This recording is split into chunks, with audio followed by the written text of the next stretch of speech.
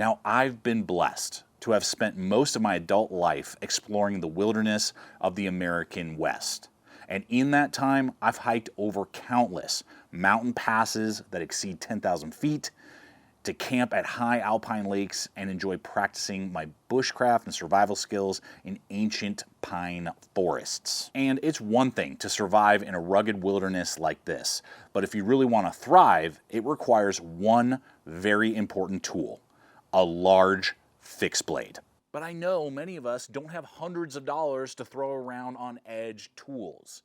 And so we're going to be revisiting the Architect Knives AK8 in 1095 steel. And along the way, we're going to be comparing it to two legendary knives in their own right, the Becker BK7 and the Becker BK9, including having an epic chop-off. To see how it stacks up and why the AK8 is potentially one of the best American-made large wilderness blades currently under 200 bucks, while also hitting the 3 points I believe make up any good wilderness blade that I would take on a Wild West adventure. If you're new to the channel, welcome, gear lovers the world over. We are going to have just a ton of fun testing out blades today, hanging out together, and enjoying our shared love of the outdoors and edged tools. I'm Aaron, this is Gideonstactical. Let's dive in and have some fun.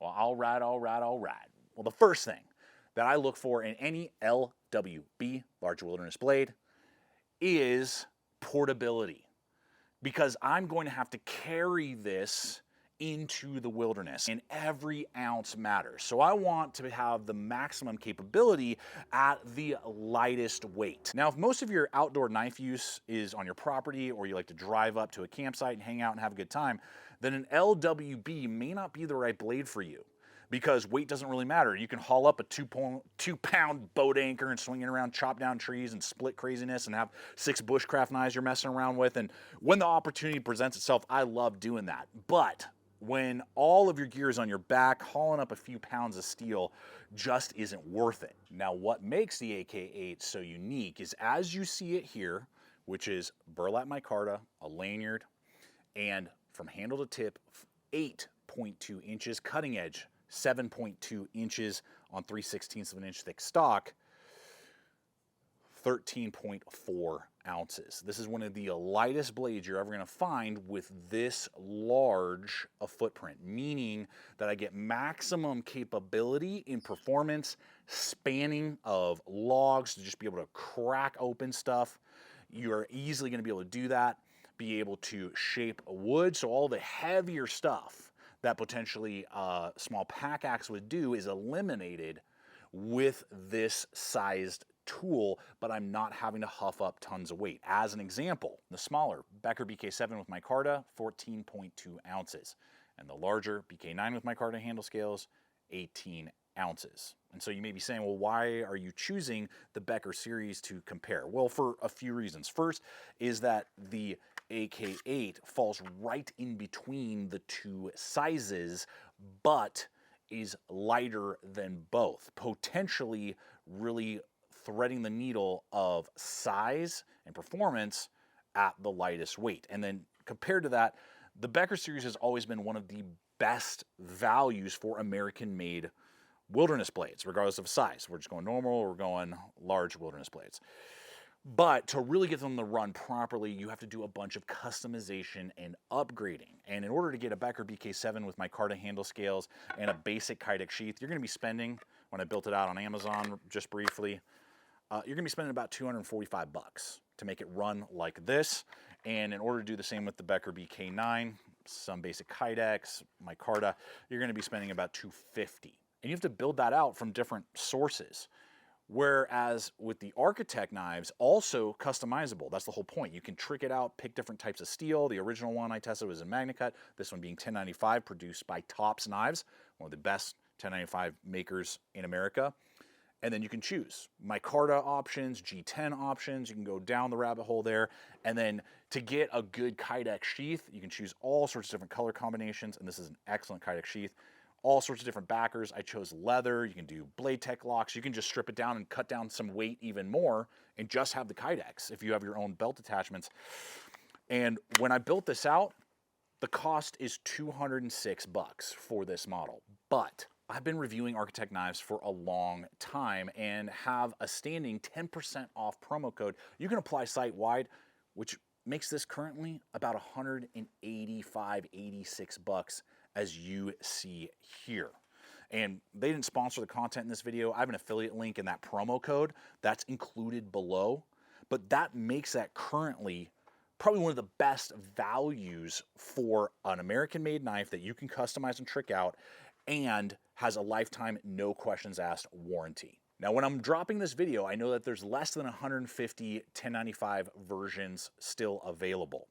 And I was speaking to the owner, Ethan, and he's got new quotes from Tops for the 1095, and prices have increased slightly. So the next run, whenever that occurs, will be a little bit more expensive. Still very high value because of 1095, but this is basically the cheapest you're ever gonna see these AK8s in 1095, and when they're gone and the next batch comes, they will be somewhat more expensive. So if you're watching this months or years later, just be aware of that. One drawback to the current premium models of the Architect knives is that they have crown spines, so you can't throw sparks off of the blades. That adds to survival and thriving in the wilderness. This does have a little notch right there that is uncoated, perfectly set up to be able to throw sparks and easily get a fire going, and the 1095 versions do offer that. And using that notch as a stress point, had no issues doing our sandbag lateral test, hanging that weight off, and it passed without any issues. So the second thing that any large wilderness blade needs to be able to do is chop, and chop well, because I am not going to be carrying some sort of hatchet or pack axe, and I'm trading that weight for this one tool, air quotes, option. Right? I'm using this to be able to delimb, to potentially fall small to medium trees, shape wood. So can this knife do that? And how does it stack up to the heavier Beckers? Now let's kick things off with the heavy hitter Becker BK9. This thing should be a walk in the park. I'm sure it will be. 1, 2, 3, 4, 5, 6, 7, 8, 9, 10, 11, 12, 13, 14, 15, 16, 17, 18, 19, 20. Say hello to my little friend. Well, with our standard 20 swings on a 2x4, very impressed. We're looking at about 1.5 inches of penetration on those 20 swings and about 3 inches broad in diameter of the depth. So really taking out some meat on wood. But what about the smallest in our trio, the BK7? 1, 2, 3, 4, 5, 6, 7, 8, 9, 10, 11, 12, 13, 14, 15, 16, 17, 18, 19, 20. Not surprisingly, not as deep, not as broad, about 1 inch of penetration with 20 swings and about 2 inches in width of that chunk of meat. Still very good and can definitely get a lot of work done. But what about the AK8? 1, 2, 3, 4, 5, 6, 7, 8, 9, 10, 11, 12, 13, 14, 15, 16, 17, 18, 19, 20. Well, couldn't ask for a better splitting of the difference with 1.25 inches of penetration and about 2 and maybe 3/8 of an inch broad chunk of meat. So it's better than the BK7 and slightly less than the BK9, which is what I would expect. But it shows that with the lightest weight and the mid length, we're getting a lot of performance that every LWB needs to be able to do. Because if it was only down to batoning and chopping, I'd say go with the Becker BK9, or you could even go with the Essie Hungalis. This thing is a monster. If you live in the Florida Everglades, this is probably the right choice for you. If it's just splitting stuff, just chopping, swinging, and getting massive chunks out of material. But I have to be able to do something else that those two knives can't do. And something that the BK7 can't really do as well. And it is the finesse and the woodworking. Because of the slightly narrower blade overall, the balance point and the choil and the blade length at 8, not 9 or 10 like the SE and the BK9, it brings in the blade just enough to still give me plenty of reach, plenty of spanning power for batoning and all the things we've talked about. But because I have a choil and no thumb ramps to have to modify, zero modifications needed, bam, I'm locked in, ready to rock and roll. And the ergonomics are fantastic for the feather stick making, for the curling, for controlling the blade, choking up and being able to do a finer cut. If you had to clean a fish, skin an animal, do something like that in a pinch, obviously not the ideal tool, but can you do it better with the design of the AK8 and the weight and the balance and the blade length and everything else than the larger blades? Yes, and I'm going to get better power and spanning than I would with a BK7 or an SE6. Now, it doesn't have quite as crazy a bird beak as like a BK9 or an SE Hungalis. So a lanyard hole, or excuse me, a lanyard in the hole where you just stick your thumb in, wrap it over, is ideal. Now, I can chop because of the little bell and flare without much issue, but that really maximizes the power. And I'm willing to trade off a little bit of more bird beak to keep it locked into place for all of the other attributes that this brings to the table.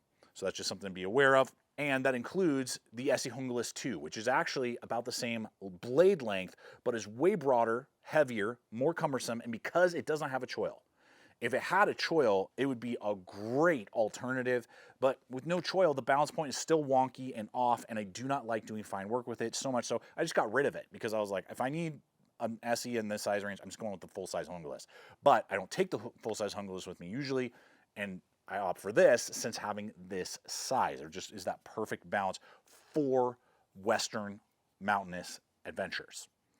Now, with all of that said, and so guys, I hope today has really not only educated you on potentially what to look for if you're looking for a man-portable, large wilderness blade, what to look for, maybe what to steer away from, and maybe it has totally convinced you that your Becker or SE is exactly what you need, or has maybe highlighted that there is an option out there that has threaded the needle, I believe, regardless of the blade steel you choose, but at an extremely high value with the 1095 version, with the AK8 series, and really fits a niche for me looking for a large, man-portable, potentially one-tool option. That's a whole different discussion for a different day. But I want to know from you guys, what do you think of this concept in general? Do you like this size range? And does it really check the boxes for you? And, if not, what size really makes sense for you? You can explore a lot of those other architects.